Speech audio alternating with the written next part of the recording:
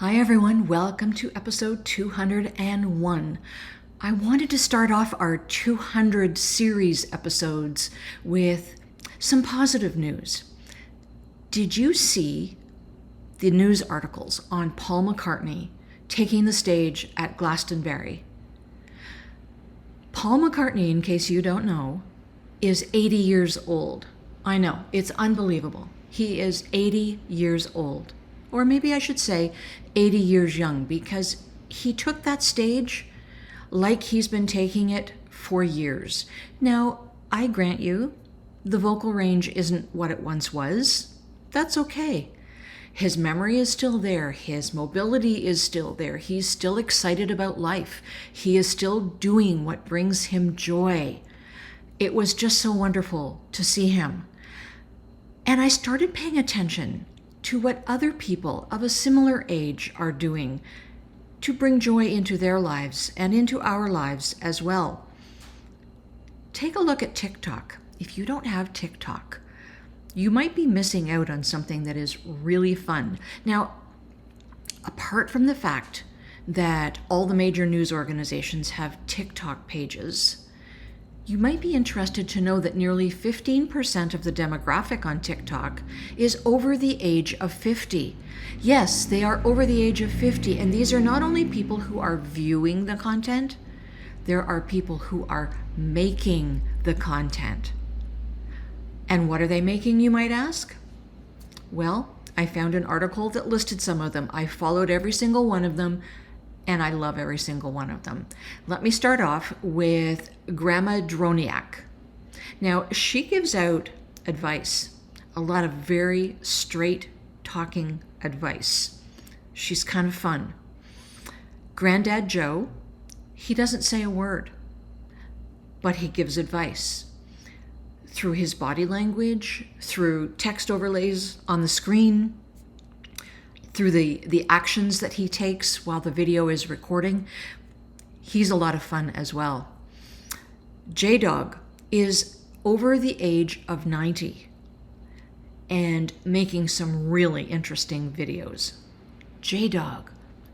Don't you feel like just getting your fingers up and going, J-Dog? You see, I had to even figure that out. J-Dog.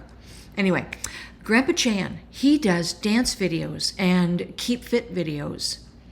Check him out, because if you ever want something quick to do, this might be exactly the thing for you.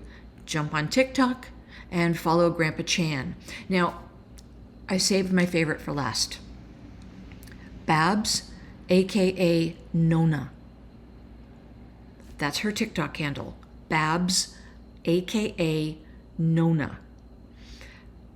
She is a best-selling cookbook author.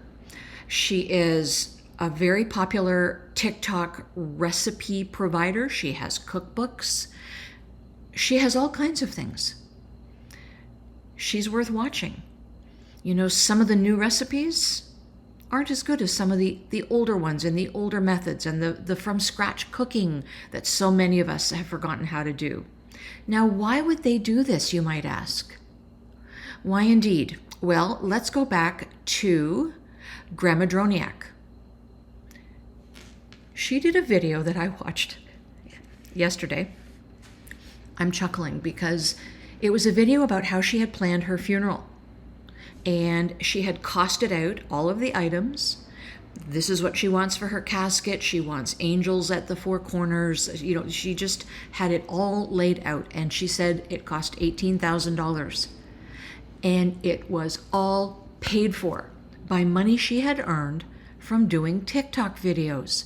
Yes, there is money to be made from doing this. Whether you are an influencer, although if you're over 50, would you actually be a grandfluencer? Maybe, but there is money to be made. If that's not your interest, here's something I want you to think about, and it's maybe a little bit more serious. You have so much to offer.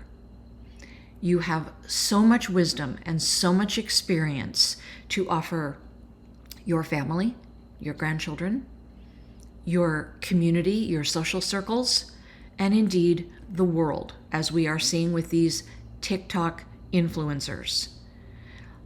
You need to get out of your own head and get out of your own way and recognize the value that you have. You really do have a lot to offer. So please consider offering it. Offer your wisdom, offer your experience, offer your business advice, your personal relationship advice, your social advice. I mean, how often do we think that people have lost all of their manners? What about showing manners on TikTok?